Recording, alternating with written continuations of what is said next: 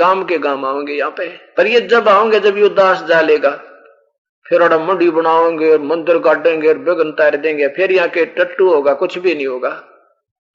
अब संत चला जा और उसके जैसे वैद मर जा। अब जिंदा जब जीवित है, जब दवाई दो, नब्ज देखेगा, सारी विधि बतावेगा तो बेड़ा पार होगा। और वो चला जा फिर पाछा से उसकी मूर्ति बना लो, छोटा मंदिर बना लो और घंटी बांध लो, वो लाभ नहीं हो सकता आपको। तो ये हमारे अंदर बाद में जागरण की आदत है। वर्तमान में जो जागेंगे वो बहुत भाग्यवान और पुण्यकर्मी प्राणी है। सत्कर्माना विशेष रजा है परमेश्वर की आपके ऊपर, ये उसकी कृपा बिना और आपके पुण्य कर्मों के संयोग बिना ये मार्ग मिला नहीं करता। ये जग बादल धुंध का मीन ना डरिए, जय मन चाहे राम को तो दासातन करिए। दासातन माने आधी नहीं रखना, मन में एम मत लाना किसी बात का भी, ना दान का, ना धर्म का, ना संतान का, ना सेवा का, ना राज का। जिस दिन एम आ गया परमात्मा आपसे 100 कोस दूर हो जाएगा। ये ऐसा रिएक्शन है मालिक का। फिर बताते हैं, आस्ती चढ़ डरिए डाही जय स्वान भुकाही, सत्संगी संग नात जय चतराम बसाही। हाथी पर बैठने के बाद कुत्तों से मत डरना।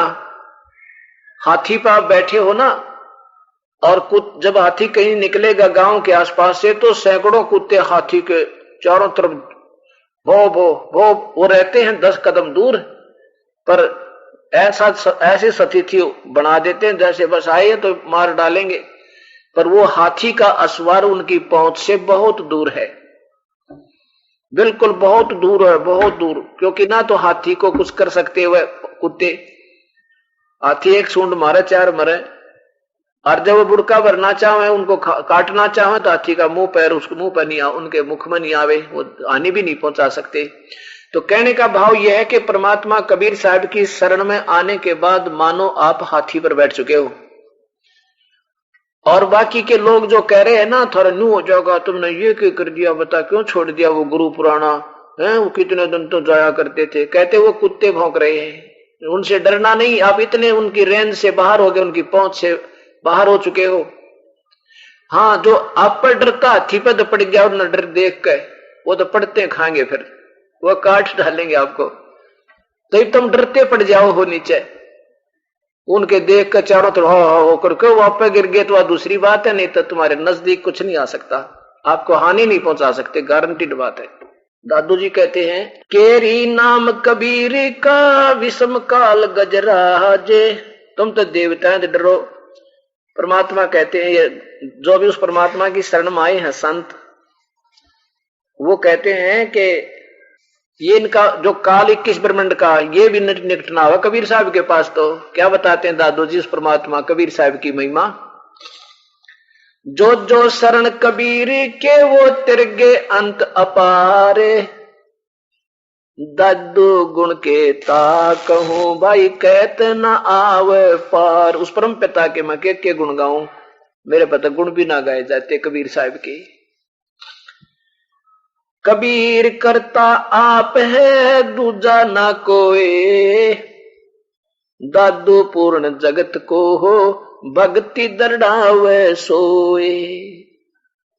कबीर करता आप है और दूसरा नहीं कोई, और पूरे संसार में वही भक्ति देता है, और कोई भक्ति जानता भी नहीं इस वर्ल्ड में, संसार में। गरीबदास जी कहते हैं, अनंत करोड़ ब्रह्मांड का एक रति नहीं भारे, सतगुरु पुरुष कबीर हैं ये कुल के सिरजन आरे। वही गरीब दादू साहब कहते हैं, दाद कबीर करता आप है दूजा ना कोई, दादो पूर्ण जगत को हो भक्ति दरड़ावे सोए। ठेका पूरा होवे जब सब कोई तज शरीरी, दादू काल निकट नहीं आवे जपे जो नाम कबीरी। काल भी निकट ना आवे, ये भूत प्रेत आवे क्यों करे। काल जो ब्रह्मा विष्णु महेश का भी पिता है। आदमी की आयु घटे तब यम घेरे आए, सुमरण किया कबीर का दादू लिया बचाए। भाई अंत तो आवेगा एक दिन, शरीर तो छोड़ना पड़ेगा यू। तो दादू जी कहते हैं कि जब आदमी की आयु घटेगी तो ये काल के दूत आवेंगे, और जो ही वो मेरे निकट आए और मैंने उस परमेश्वर को याद कर रहा था, कबीर साहब का दिया हुआ मंत्र जाप कर रहा था, कहते मेरी आकर रक्षा कर ली परमात्मा ने। मेट दिया अपराध सब आ मिले छन माही, दादू संग ले चले हे कबीर चरण की छाही। मेट दिए अपराध सब पाप कर्मों पर कैंसिल कर दिया, आग लगा दी मेरे पे, और मुझे साथ लेकर अपने चरणों में साथ लेकर चले। फिर अब जब यहां से चलेंगे ना, अंत में देखियो क्या बनेगी, कैसे बनेगी। ये दास आपको जो 7 मंत्र देता है, ये 5 मंत्र जो हैं, ये इन ब्रह्मा विष्णु महेश गणेश दुर्गा आदि के मंत्र हैं। और ये नाम इतने गजब के हैं, इतने बहुत ही कीमती हैं।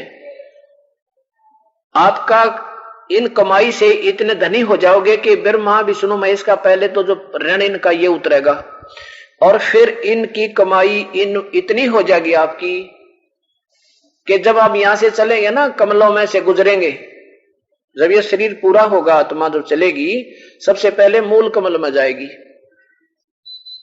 और मूल कमल में गणेश जी के पास जाएंगे, और गणेश जी के वहां क्या हो रहा होगा, ऐसी रिद्धि सिद्धियां वाले जीव मिलेंगे, न्यू कहेंगे आजा यहाँ पे, अरे क्या कित जाएगा ठाठ हो रहे हैं, ये हो रहा देख यहाँ पर ऐसा है वैसा है, ये नाचने और गाने मार के कुक्रम तार देंगे।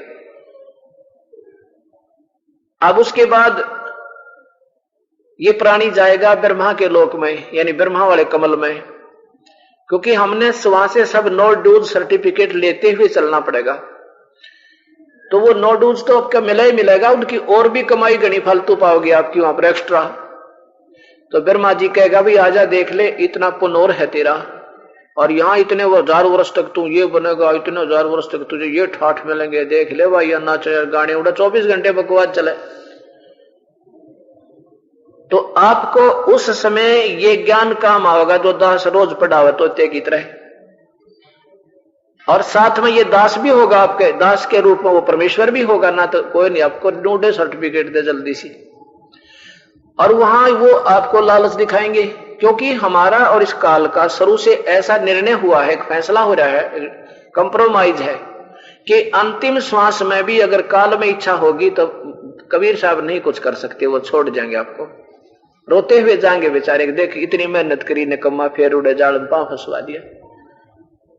और आपकी ऐसे ये ज्ञान भी साथ रहेगा, और आपको लिहाज भी रहेगी कि गुरुजी रोज बताया करते, और फिर शर्म आओगी उनको ना, आप भी नाट जाओगे ना, हमको अर्जय अकेले जाओगे ना तो 1 मिनट में भरवा दो थरे पे, हम तो 2 दिन कोई कह दिन आ जान डाले गुटी, 6 साल का नाम ले रहा हूं, तीसरे दिन नाम भर ले, अगले थोड़ी सी तो पिए, अरे थोड़ी सी पीर बात बिगड़ी।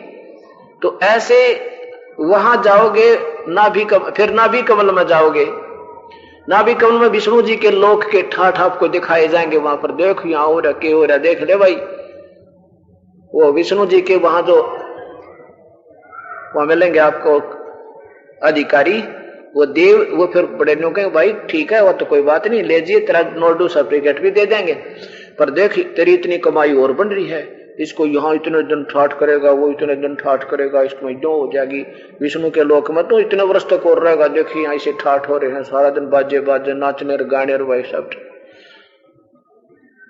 अब उसके बाद फिर जाओगे विष्णु शिव के लोक में, वहां भी ये लालच मिलेगा, क्योंकि आपकी हर मंत्र की हर स्थिति की बहुत घनी कमाई है, हम इसका कोई बेनिफिट नहीं लेंगे। फिर दुर्गा के लोक में आएंगे, वहां तो चालाए पाट रहा कभी, तो हमने ये कि हमने नहीं कुछ लेना, क्योंकि वो ज्ञान रोकेगा आपने, और साथ में वो गुरुदेव खड़े दिखेंगे, वो परमात्मा होगा इस दास के रूप में, आपको लेके चलेगा, काजा भाई चलेंगे, तो आप यहां से निकल पाओगे, नहीं तो कति बात एक पल पर भी बिगाड़ देगा, इतना मन पापी है। तो कहने का भाव ये है, कबीर साहब कहते हैं कि नादान जैसे,